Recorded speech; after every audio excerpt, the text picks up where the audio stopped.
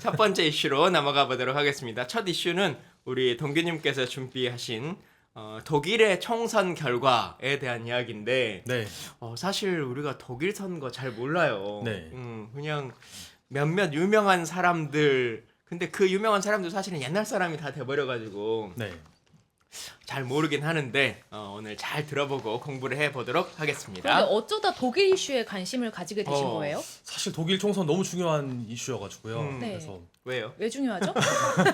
앞으로 이제 세계 향방이 걸린 어떤 중요한 분기점 중 하나라고 생각하고 있습니다. 아, 네, 왜요? 왜냐면은 독일은 유럽의 리더잖아요. 네. 유럽을 움직이는 어떤 세력이기 때문에 유럽 의회에서 가장 이제 힘도 세고 이제 그런 세계에서 가장 이제 잘 사는 나라 중 하나잖아요. 그래서 힘도 센데 되게 최근 위기에 빠져 있어가지고 그런 이제 총선도 새롭게 했었고 또 이제 미국과의 어떤 관계 속에서도 되게 많은 이제 세계 앞으로의 향방을 보여주는 중요한 선거였던 것 같습니다. 네. 원래 이제 4년에 한 번씩 선거를 하거든요. 저희랑 똑같습니다. 예. 근데 의원 내각제이기 때문에 여기는 의회가 해산될 수가 있습니다. 네. 한국은 해산하면 안 되잖아요. 그죠. 근데 여기는 해산하고 새롭게 할 수 있는데 어떨 때 해산하냐면은 이제 총리가 불신임 받았을 때 합니다. 근데 올라프 숄츠 총리가 이번에 불신임 받았습니다. 보통 불신임 언제 받냐면요. 연정이 깨졌을 때 받습니다. 독일은 이제 하나의 정당이 다 갖는 게 아닙니다. 다당제 국가예요. 그래서 뭐 연방 의회에서 1등 당이 혼자서 안 되니까 3등, 4등이랑 같이 연정을 꾸리는 거죠. 그래서 1, 3, 4등이 모여가지고 정권을 잡고 내각을 꾸리는데 자유민주당과 함께 하고 있었습니다. 그런데 그 자유민주당이 탈당을 한 거예요. 이제 연정에 안 하겠다 해가지고 연정이 깨지게 돼가지고 의회에서 불신임 투표를 했는데 가결돼가지고 결국에는 총선을 원래 4년에 한 번씩인데 7개월 빠르게 이제 하게 됐습니다. 그래서 2월 총선이 됐고요. 결과는 무척 놀랍게도 3인당이 역사상 대참패를 했습니다. 근데 언제 이래로 가장 큰 참패였냐면은 1887년 이래 가장 크게 졌습니다. 그래서 아예 3등으로 밀려났고요. 2등으로 올라온 당이 극우 정당이어가지고 지금 세계적으로 논란이 되고 있는 상황입니다. 근데 이제 듣는 분들이 3인당과 자유민주당과 이제 이런 정당이 우리가 쉽게 말하면 네. 민주당 계열이냐 보수 진영이냐 이런 기본 좀 내용 설명을 해주셔야 될 거예요. 네. 일단은 이번에 의회에 진출한 당이 5개가 있습니다. 네. 2개 당은 우파 정당이고요. 3개 당은 좌파 정당입니다. 1등을 한 당은 기독민주당. 우리가 알고 있는 메르켈 총리가 16년 동안 집권했잖아요. 예. 메르켈의 기민당이 있고요. 그리고 2등을 한 당은 독일을 위한 대안이라고 최근에 나온 신생정당입니다. 얘네는 기민련 탈당파들이 만들었는데 반이민을 기조로 해가지고 이제 대단히 극우적인 어떤 얘기를 하고 있습니다. 3등은 3인당인데요. 사회민주당은 되게 오랜 100년 넘는 역사를 가지고 있는 정당이고 독일 연방공화국에 9명의 총리가 있었습니다. 9명 중에 4명이 이 3인당 출신입니다. 우리가 알고 있는 빌리 브란트 이제 그 말을 무릎 꿇은 사람 무릎 있잖아요. 꿇은 사람. 네. 그분부터 시작해가지고 되게 많은 절반 정도 집권을 한 당이죠. 그러니까 예. 독일의 민주당 같은 느낌입니다. 근데 독일에 역사가 있는데 총리가 9명밖에 없었다는 건 좀 짧네요. 놀랍네요. 네. 네, 1945년도에 전쟁 끝나고 독일 연방공화국이 출범을 하는데요. 독일 같은 나라들은 한 번 하면은 아주 오래 합니다. 그래서 초대 총리 콘라트 아데나워 16년 동안 집권했습니다. 그리고 제일 최근에 메르켈 또 16년입니다. 하다 보니까 되게 오랫동안 한 명이 하는 어떤 안정적인 연정 구조다 보니까 오히려 이런 게 있는 것 같아요. 만약에 하나의 정당에서 하나의 세력이 하면은 5년도 힘들잖아요. 네. 근데 혼자 하는 게 아니에요. 혼자 하는 게 아니라 내 당이랑 다른 당이랑 합쳐가지고 연정을 하다 보니까 합의를 잘하면은 계속 할 수 있는 거죠. 아니 근데 연정 중에도 네. 그 당 안에서도 2인자들이 막 나올 거 아니에요. 네. 저 사람 총리 그만하고 내가 총리 될 수 있는데 이런 생각들을 잘 안 하나 봐요. 그런 생각 많이 합니다. 어. 그래서 실제로 이제 그것 때문에 많이 바뀌기도 했었어요. 그래서 많은 갈등들이 있었고 서로 뭐 이제 치고 나오고 막 이런 많이 있었죠. 사실 정치다 보니까. 예. 자 그런데 이제 네. 그래서 3인당이 이번에 역사적 패배를 당했다. 네. 이게 어떤 의미를 주고 있는 겁니까? 16년 만에 집권을 했습니다. 16년 음. 동안 메르켈 총리가 이제 독주를 했잖아요. 독주를 하다가 마침내 21년도에 선거를 딱 치러가지고 됐습니다. 네. 되자마자 바로 터진 게 러시아 우크라이나 전쟁이었습니다. 3인당은 원래 군비나 이런 군비 증축 이런 데 반대를 하잖아요. 더 많은 이제 국방비를 편성하는 걸 싫어하는데 가장 먼저 한 일이 철수가 된 다음에 큰일 났다 지금 전쟁 나버렸다 해가지고 바로 이제 50조 원의 국방비를 편성했습니다. 그때부터 이제 어그러졌고요. 에너지가 비싸집니다. 왜냐면 러시아에서 가스가 들어오는데 그게 막히다 보니까 에너지 가격이 이제 폭등을 하잖아요. 그리고 그것 때문에 어떤 생산이나 이런 것도 다 비싸지게 됩니다. 그래서 대단히 많은 어떤 경제적 위기가 왔었고요. 그래서 숄츠가 3년 집권했는데 2023년도에는 독일 GDP가 0.3% 감소했습니다. 음. 역성장이죠. 2024년에는 0.2% 감소했습니다. 2년 연속으로 이제 GDP가 감소한 이제 경제 위기 상황이었던 거죠. 결국엔 그래서 자유민주당이 이제 연정에서 탈퇴를 해가지고 새롭게 총리를 선거 뽑기로 했고 김인년이 승리했습니다. 네, 김인년은 전통적인 어떤 집권 정당이고 초대 총리부터 9대 총리 중에서 5명 그리고 가장 오래 집권했던 2명 아데나워 초대 총리와 8대 총리였던 메르켈 이 두 사람을 낸 정당인데요. 근데 문제는 이번에 된 이쪽의 사람들이 다 반이민을 얘기하고 있습니다. 반이민. 네. 반이민. 네, 메르켈은 이민을 적극적으로 수용했고 독일이 책임지겠다 이렇게 말했습니다. 여기에 대해서 김인년 내부에서 반대가 심각했어요.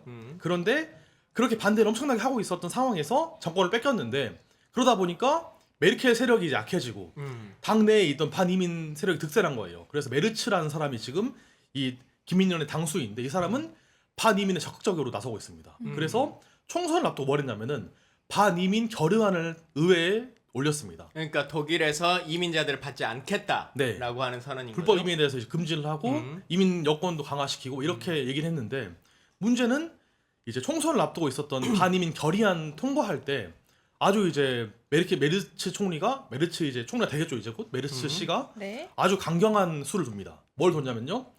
이번에 어떻게든 결의안을 통과시키기 위해서 독일을 위한 대안 이 극우 정당과 손을 잡습니다. 그래서 둘이서 이제 짬짝꿍 해가지고 이제 통과시켜 버린 거예요. 그래서 나머지 3, 4, 5등 정당이 다 반발을 했어요. 3인당도 그렇고 녹색당도 그렇고 좌파당도 그렇고 다 반대를 했는데 아니 뭐 어떻게 했어요. 1등, 2등 정당이 이제 해버리니까. 그래서 그런 결의안이 통과가 됐고 그 분위기에 휩쓸려 가지고 이제 반이민 정서가 강화되면서 선거까지 이기게 되었습니다. 근데 이렇게 되면은 이제 보수 정당화 되는 겁니까? 이 독일의 정치 구도가? 이게 되게 어려운 문제인 게요. 지금 현재 이번 총선 결과가 1등이 보수당이죠. 2등이 극우당이죠. 3등, 4등, 5등은 좌파당입니다. 3등 3인당 사회민주당이죠. 네. 4등 녹색당 그리고 5등은 좌파당이에요 이름이. 그러다 보니까 연정을 해야지만 집권할 수 있잖아요. 예. 1등 입장에서 누구랑 해야 될까요? 이게 시나리오가 여러 가지 있습니다. 누구랑 하는 게 제일 나을까요? 1등 입장에서요. 네. 1등 입장에서는 좌파랑 하는 게 낫지 않을까요? 가장 좋게는 5등이랑 해가지고 네. 그냥 내가 다수를 차지해서 먹는 게 가장 좋겠죠? 근데 5등이라는 못합니다. 왜냐면은 둘이서 해가지고 과반을 하려면은 1등, 2등 합치거나 1등, 3등 합치면 할 수 있습니다. 아니면은 1등, 4등, 5등 이렇게 시나리오가 있습니다. 145 이게 가장 편하긴 하겠네 1등 입장에서는. 근데 문제는 이번에 우리 1등을 지지해준 시민들은 그걸 바라지 않아요. 왜냐면은 좌파들 싫어하는 분들이 많이 뽑았잖아요. 네. 그러다 보니까 좌파들과 손을 잡을 수가 없는 거죠. 근데 문제는 또 2등과 손을 잡자니는 극우당이잖아요. 네. 그래서 현재 공식 입장은 우리는 극우당은 손 안 잡겠다. 연정할 때 고려하지 않겠다. 이런 입장입니다. 구구랑 손절했네요. 아니 그렇게 많이 하고 있습니다. 연정이 먼저 돼가지고 선거를 치르는 게 아닙니까? 아닙니다. 선거를 치른 다음에 이제 1, 2, 3, 4, 5등 정해졌잖아요. 여기서 이제 1등 정당이 주도해가지고 텐트를 짜는 겁니다. 그래서 독일은 아이러니한 게 선거에 이겨도 다른 정당들이 합쳐버리면은 연정이 안 될 수가 있습니다. 와. 빌리 브란트는 총선 때 1등이 아니었어요. 2등을 했어요. 네. 근데 3, 4, 5등이 힘을 합쳐가지고 돼버렸습니다. 그래서 되게 그런 사례가 있다 보니까 고민이 되게 많은 상황인 것 같습니다. 지금 김인년이. 그러면 총리가 꼭 1등이 된다는 보장이 없네요 지금. 거의 근데 그렇게 되긴 합니다. 사실은. 왜냐면은 한쪽만 이제 잘하면 되다 보니까. 네. 이게 네. 그 독일 같은 경우는 보수 극우가 1, 2위를 차지한 거잖아요. 네. 이렇게 좌파가 좀 힘을 좀 못 쓰는 이유가 많은 지지를 못 받는 이유가 있나요? 사실 이제 김인년이 네. 독일 입장에서 우파거든요. 네. 한국으로 오면 정의당보다 더 좌파입니다. 아 그래요? 김인년의 입장이 뭐냐면은 태양광을 많이 설치하고 원전을 이제 없애고 탈석탄하고 그리고 이민자 많이 받아서 이제 포용하고 이게 정책입니다. 네. 그러다 보니까 보수 정당이잖아요. 네. 그런데 기독교의 가르침에 따라서 이제 열심히 이제 사실상 좌파적인 활동을 하다 보니까 독일 내부에서 이에 대한 반발이 되게 컸습니다. 근데 메르켈이 아주 대단한 정치력을 발휘해가지고 16년 동안 이걸 하고 갔는데 네. 문제는 메르켈이 떠나고 나니까 바로 이제 다른 당내 반대하는 우파들이 나와가지고 네. 당을 아예 오른쪽으로 가져가고 있는 거죠 지금. 그리고 독일인들의 지지를 받고 있고요. 네, 어쨌든 1등 했으니까요. 독일도 지금 현재 경제 위기가 있나요? 어쨌든 2년 동안 경제 역성장했잖아요. 이게 엄청 오랜만에 이제 우리가 IMF 이래로 엄청 어려운 상황인 거죠. 그래서 그럴 수 있겠다. 네. 그러니까 결국 정치가 이 생활이 어려워지면 네. 뭐 아무리 다른 정책들을 잘 펴도 동의받기가 어렵긴 어려운 것 같아요. 네. 그러니까 그냥 그걸로 평가받아 버리니까 네. 민주주의를 잘했냐 마냐의 문제랑은 별건이 되는데 제가 사실은 내일 광진 생각에 이 글을 하나 써야지라고 이제 생각을 하고 있었던 것 중에 네. 다시 이제 중국에서 코로나가 이제 생긴다고 해요. 네. 뭐 코로나와 비슷한 어떤 변종의 이제 유행성 병이 생긴다고 하는데 네. 문재인 정부가 잘한 것도 있고 못한 것도 있지만 결국 그래도 이제 가장 잘한 것 중에 하나는 전 세계에서 코로나에 대응이라고 하는 것을 가장 잘 했죠. 네. 경제를 좀 풀기는 풀었지만 다른 그 국가나 이런 곳에 비해서는 과감하게 예산을 좀 집행하지는 못했어요. 경제 부흥에 대해서 코로나 시기에. 네. 네. 그러나 방역에 대해서는 성공을 잘했다는 상황이고 네. 미국 같은 경우는 트럼프 대통령이 당시에 이제 대통령이었는데 네. 개판이었죠.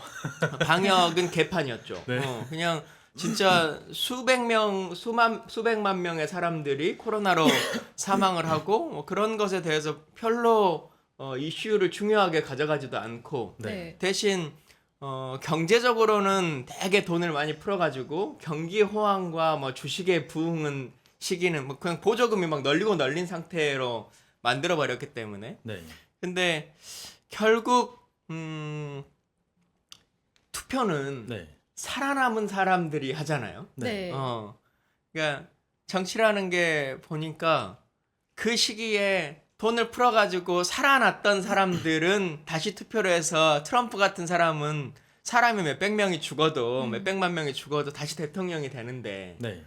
그때 사람을 살리고 경제를 장기적으로 안착시키자라고 하는 생각을 가졌던 정치는 그 평가가 별로 좋지 않고 정권도 뺏기는 상황이 됐어요. 네.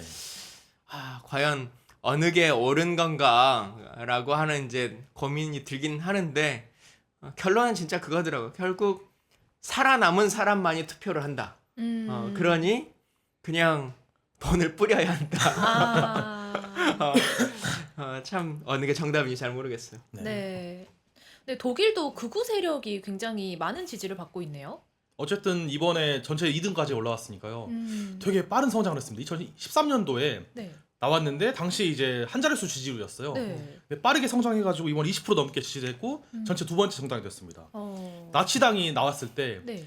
1928년도에 2.6%였거든요 지지율이. 네. 30년도에 18.3%가 됐습니다. 어. 33년도에 집권을 했잖아요. 그래서 마찬가지로 정말 엄청 빠르게 지지가 올라가고 있고 모두가 우려하고 있는데 아주 이제 선명하게 나가고 있는 것 같습니다. 우리가 알기로 독일에서는 예를 들면 히틀러의 어떤 기호를 쓰거나 뭐 그 하이틀러 뭐 이런 것을 네. 하거나 하는 것도 처벌받는다. 그냥 네. 흔히 이렇게 알고 있잖아요. 네. 근데 여기서 말한 나치당이라고 하는 곳은 그 우리가 생각하는 히틀러를 잇는 나치 정당이라고 봐야 되는 겁니까? 일단 독일 연방 헌법 수호청이라는 곳이 있습니다. 한국의 헌법재판소의 어떤 부속기관 느낌이거든요. 근데 거기서는 이 단체를 네오나치 정당으로 규정을 하고 감시하고 있습니다. 그래서 도청을 하고 있어요 지금. 도청과 감청을 하고 있고요. 심지어는 이제 이 정당의 연방 의회의 원내대표인 사람이 획행한 사람인데 이분은 여러 차례 이제 관련된 발언을 해가지고 이제 벌금형을 받았습니다. 뭔 얘기를 하냐면은 히틀러가 나쁜 건 맞다. 하지만 절대 악은 아닌 것 같다. 히틀러 절대 악이냐? 동의 안 된다. 이런 얘기를 한다거나. 와. 그리고 심지어는 참 이거 부끄러운 일인데 이제 네. 나치가 했던 가장 잘못된 게 어쨌든 인종 청소였잖아요. 홀로코스트였는데 이런 얘기를 하는 거예요. 이민자가 너무 많다. 우리가 이민자들을 짐을 다 싸게 한 다음에 북아프리카로 200만 명 정도를 보내자. 사실 그게 나치가 했던 얘기거든요. 그런 얘기를 하다 보니까 유럽 의회에 가잖아요. 유럽 의회에 갔는데 유럽 의회 다른 극우 정당들도 얘는 손절했어요. 너무 이제 오버하는 거죠. 그래서 다른 극우 정당들도 우리도 극우지만 우리도 어쨌든 독일 침략받은 나라인데 어떻게 같이 하겠냐 해가지고 같이 못 하고 있는 상황입니다. 근데 여전히 독일 국민의 20% 가까이가 지지를 한다는 거잖아요. 네, 왜냐면은 반이민에 대한 정서가 굉장히 올라가 있고요. 이번에 선거에서 가장 중요한 이슈 중 하나가 땅이 갈라졌습니다. 그러니까 과거에 동독과 서독이 있었잖아요. 네. 그런데 동독 지역에서는 이 극우 정당이 몰표를 줬어요. 어. 원래는 3인당이 지지 기반이었거든요. 네. 그런데 이번에 안전이 바뀌면서 색깔이 동서 분단이 됐습니다. 이제 서쪽에서도 이길만 한데 이겼고 동쪽에서 완전히 이겼습니다. 그래서 경제적으로 굉장히 박탈된 2등 시민이라고 느끼고 있는 독일의 어떤 동독 지역 시민들이 많이 분노했다. 그리고 특히 반이민 정서가 강해지고 있는 상황에서 가장 선명하게 반이민을 말하고 있는 이들에게 몰표를 줬다. 이렇게 볼 수 있을 것 같습니다. 왜 이렇게 반이민 정서가 강해지는 거예요? 경제적 박탈감이 되게 큰 것 같습니다. 어쨌든 아, 동독의 상황이 어떤 상황이냐면요. 네. 그러니까 과거의 동독 지역의 상황이 어떤 상황이냐면요. 서독의 경제와 동독의 경제가 100대 60이에요. 경제 차이가 너무 많이 납니다. 그러다 보니까 모든 면에서 문제가 많은 거죠. 최저임금을 받고 일하는 사람은 동독에만 몰려 있고 뭐 실업률도 가장 높고 모두가 경제적으로 고통받고 있고 심지어는 인재들도 떠납니다. 다 이제 서독이나 베를린으로 가는 거죠. 베를린 동독에 있는 거 아시죠? 베를린 네. 동독에 있어가지고 베를린으로 떠나거나 서독으로 떠나는 거예요. 그래서 거의 우리나라의 지역 소멸, 네, 그 정도 느낌으로 지방 소멸. 이제 고령화도 심하고 3살 이하의 인구 비중이 제일 낮아요. 그러다 보니까 모든 면에서 심각한 경제 상황인데 그러네요. 이 상황에서 시리아 전쟁 이후부터 난민들이 계속 오는 거죠. 열심히 주택 공급을 해줍니다. 이분들한테. 아파트 같은 거 지어가지고 행복주택 지어가지고 나눠주는 거죠. 근데 미리 살고 있던 사람 입장에서는 나는 저런 데 못 사는데 이민자들은 저기 좋은 데 살고 열심히 일하고 가정도 꾸리고 이런 어떤 박탈감들이 굉장히 커진 상황에서 와, 그들의 어떤 고독 속에 파고든 거죠. 이 정당이. 진짜 그런 박탈감들, 네. 그런 심리들이 좀 네. 해석하기가 어려운 것 같아요. 최근에 제가 이제 어떤 그 분을 만났는데 40대 남성분이었는데 그분은 그 성소수자를 네. 과거에는 지지했대요.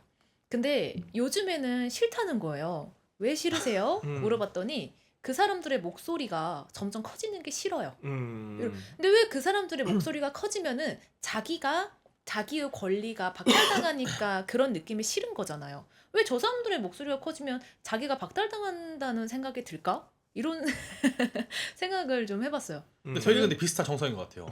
이민자들의 어떤 목소리가 커진다 생각하는 느낌인 것 같아요.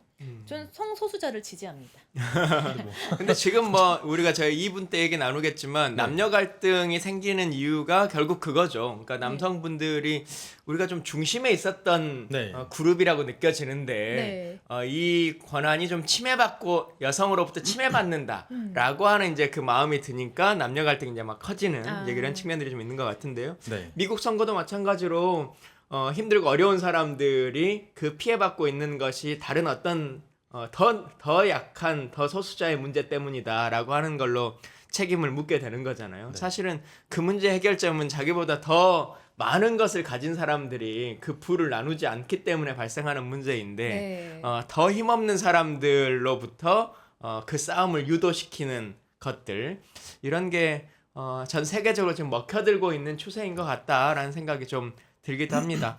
우리 신형창님 들어오셨는데 제가 저 닉네임은 처음 뵙는 것 같아요. 오늘 처음 들어오셨대요. 호성민님의 추천으로 들어오셨다고. 반갑습니다. 네, 반갑습니다. 그리고 장우진님, 장우진님이라고 되는데 아마 성이 2번 돼 있으실 것 같아요. 장우진님 반갑습니다. 호성민님 대단하신 게 네. 저희가 지금 구독자가 1,060명이거든요. 일주일에 10명씩 오르고 있어요. 그러네요. 근데 그 중에 3명, 최근에 3명을 호성민님께서 구독시켜주셨다. 반갑습니다. 감사합니다. 패트릭 콩님, 이 귀중한 얘기 하는데 전라도 김치 못 참지. 네, 맛있습니다. 네, 맛있게 안 드시면 먹어봤지만요. 좋겠고요. 냄새가 엄청 나고 네. 있어요. 맛있는 주문하실 냄새가. 때 펀치펀치를 통해서 주문했다고 꼭 메모 남겨주시면 감사하겠습니다. 네. 그 독일의 역대 3인당 총리가 네. 9분 총리 9명 중에 3명, 네 명입니다. 4명이 3인당 총리라고 하셨는데 다들 근데 마무리가 좀 좋지 않으셨다고. 네, 일단은 9명 중에 5명은 김인년이었고요. 4명은 3인당이었는데 일단은 이분들은 3인당 되게 오래된 정당이잖아요. 히틀러를 막을 당시에도 있었습니다. 그런데 되게 그때도 나이브했어요. 히틀러가 이제 치고 올라오니까 이런 생각이 드는 거예요. 히틀러 별거 아니다. 어쨌든 실력이 없는 사람이고 어쨌든 우리처럼 법을 공부한 사람도 아니고 뭘 알겠어 그 사람이. 오히려 냅두자 그렇게. 차라리 저 사람이 하는 게 낫다. 대통령 되면 저 사람이 어쨌든 보수 정당이 얼마나 무능한지 보여줄 거기 때문에 오히려 우리가 바라는 사회주의가 먼저 올 것이다. 이렇게 나이브한 인식을 가지고 히틀러는 몇 년이나 집권을 했죠? 33년부터 45년이니까 12년 정도 했습니다. 그래서 어떻게 그걸 다 외우고 있어요? 33년도에 되게 큰 선거들이 있어가지고 대단하다. 전쟁 끝나기 45년이니까요. 네, 그런 상황인데요. 그래서 어쨌든 3인당도 참 이제 한심한 게 그 당시 이제 히틀러를 막을 수 있었어요 분명히. 그런데 오히려 이제 히틀러가 공산당을 전쟁을 좋아했던 거예요.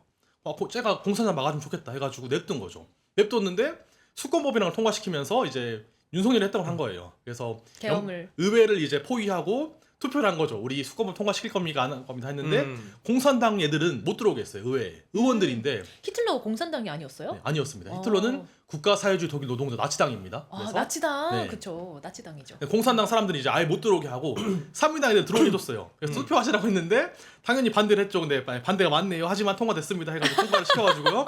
바로 이제 의회에 입법권을 뺐습니다. 그리고 비상입법의회에서 맘대로 해버린 거죠. 히틀러가 다 결정해가지고 해버렸고 가장 먼저 한 게 정당 정치 금지였습니다. 그래서 3인당이 정치활동이 금지된 거예요. 너무 나이브하게 히틀러가 뭘 할 수 있겠어. 윤석열이 하려는 거랑 똑같네. 그러네요. 비상입법 의회를 만들고. 네. 군대가 이제 갑자기 연방의회에 오는 거예요. 포위돼요. 의사당이. 그래가지고 마치 이제 서울의 밤처럼 의회를 포위한 상태에서 마음대로 법을 만들어버린 거죠. 근데 문제는 그렇게 되니까 이제 당시에 이 3인당 지도자 뭐라 했냐면은 이런 멋진 연설을 남깁니다. 우리의 목숨과 자유는 빼앗을 수 있다. 하지만 우리의 명예는 빼앗을 수 없다. 이런 얘기를 하면서 맞서 싸웠지만 바로 이제 1호 추방 명령을 받고 이제 추방되십니다. 그래서 추방되시고 45년도가 되니까 전쟁 끝나잖아요. 그때부터 당이 다시 조직이 되는 거죠. 그리고 이제 그 이후에는 김인년의 아데나워가 오랫동안 집권을 했고요. 1대, 2대, 3대가 다 김인년이에요. 그러다가 4대가 빌리 브란트잖아요. 예. 이분이 어떤 분이냐. 베를린 시장이었습니다. 60년대에. 그리고 63년도에 케네디 대통령을 부른 거예요. 예. 이게 아주 최고의 정치가 한수화됐습니다. 케네디 대통령이 와가지고 뭔 얘기를 했냐면요. 모든 베를린 시민들이 모인 거예요. 네. 너무 힘든 상황이에요. 왜냐면은 고립된 도시예요. 지금 베를린은 광주처럼 네. 포위돼 있었어요. 그 당시에. 네. 동독 한복판에 있었는데 정말 이제 포위된 도시잖아요. 그러면은 그러다 보니까 너무 힘들고 고통스러운 상황인 거예요. 지금이. 근데 미국 대통령이 케네디가 와가지고 아주 멋있는 말을 합니다. 뭐라고 하냐면은 제가 말해도 될까요? 네. 나는 베를린 시민입니다. 네. 22나인 베를리나라는 독일어를 하는데 뭐라고 하냐면은 모든 자유인들은 네. 그가 어디에 있건 베를린 시민입니다. 그렇기 때문에 나는 내가 베를린 시민이란 걸 자랑스러워하면서 내가 자유인이란 걸 자랑스러워하면서 이 말을 하고 싶습니다. 나는 베를린 시민입니다. 이런 얘기를 하니까 독일 그 포위된 도시에 살던 베를린 시민들이 눈물을 흘리는 거예요. 그리고 심지어는 케네디가 63년도 6월 달에 왔어요. 근데 네. 11월 달에 총 맞고 죽습니다. 그러니까 그분들 입장에서는 케네디 하면은 이제 우리 영웅 시민이. 히어로. 네, 그리고 심지어 이거를 한국에서 패러디가 됩니다. 2022년도 5월 18일 날에 윤석열 대통령이 취임한 직후에 5.18 기념식에 오잖아요. 뭐라고 하냐면은 자유와 정의 그리고 진실을 사랑하는 우리 대한민국 국민 모두는 광주 시민입니다. 그래서 이 유명한 연설을 패러디한 건데요. 그때 그 이때부터- 연설문이 그 문장만이 아니라 전체 문장이 네. 어디서 복사된 그 연설문이었어요. 세상에. 케네디의 네, 거의 뭐 이제 베낀 거긴 한데요. 예. 패러디지만 베꼈다. 아무튼 네. 이렇게 되니까 브란트의 인기가 치솟는 거예요. 그래서 바로 이제 브란트가 네 번째 총리가 됩니다. 네. 선거에서 못 이겼긴 했는데 연정까지 해가지고 딱 된 거죠. 3인당의 초대 총리가 됐어요. 근데 이분이 이제 뭘 했냐면은 동방 교류를 합니다. 동독과의 관계도 개선하고 러시아의 관계도 개선하고 그 당시 이제 역대 김민년 총리들은 아예 교류를 안 했어요. 네. 교류를 안 했고 심지어는 동독이 수교를 맺어요. 어떤 나라랑 그러면은 그 나라랑 수교를 안 맺었습니다. 근데 그런 걸 다 없애버리고 다 수교를 맺었던 거죠. 되게 경제를 잘했어요. 그리고 그 유명한 이제 무릎 꿇기 사건. 폴란드에 가가지고 바르샤바 게토에 가가지고 맞아요. 이제 유대인들이 이제 강제 수용당했던 지역이거든요. 네. 근데 거기서 이제 정말 눈물 나는 어떤 싸움이 있었습니다. 그 전쟁을 끝나기 전에 43년도에 그 유대인들이 봉기를 일으키는 거예요. 그래서 그들의 구호가 뭐였냐면요. 그 당시에 우리는 명예롭게 죽을 준비가 되어 있습니다. 이대로 이제 끌려가서 죽기보다 차라리 싸우겠습니다 해가지고 열심히 싸워가지고 정말 이제 명예로운 곳인데 무릎을 꿇고 이제 유명해지셨는데요. 이분이 근데 문제는 이제 아데나우는 16년 했잖아요. 네. 메르켈도 16년 했는데 이분은 4년밖에 못했습니다. 네, 그랬네요. 왜냐면은 동독의 간첩과 놀아나가지고 사실은 어떻게? 동독의 간첩이요? 네, 동독의 간첩을 자기 비서로 쓴 거예요. 여자? 모르고 남자 간첩입니다. 남자 근데 간첩. 네. 여자 간첩 아니긴 했는데 이분이 네. 뭘 했냐면요. 네. 물론 이제 독일과 한국이 다르긴 하잖아요. 독일은 네. 이제 성매매가 합법화되어 있는 나라긴 한데 네. 이분 같은 경우에는 간첩이 성매매 알선을 해준 거예요. 계속. 어. 근데 심지어는 이 빌리 브란트 총리가 독일의 어떤 다른 지역에 가요. 광주나 뭐 부산에 간 거예요. 네. 그때마다 이제 이 귄터라는 간첩이 준비한 게 성매매 여성들을 이제 알선해가지고 미리 준비를 해놓는 거죠. 와. 심지어는 심각한 알코올 중독에 빠져 있어가지고 연설할 때 열심히 연설을 해요. 그리고 나서 방에 오면은 끝까지 술을 마시고 이제 기억을 잃고 쓰러지고 이런 느낌인 거죠. 와. 이게 문제가 되니까 바로 이제 브란트가 우울증을 얘기하면서 사퇴를 합니다. 본인이 저희는 사퇴했네요. 동규님이 미국 정치만 잘하는 줄 알았는데 네. 독일뿐만 아니라 아마 이제 얘기를 들어보면 더 많은 나라의 얘기들을 알 수 있을 것 같아요. 네. 네.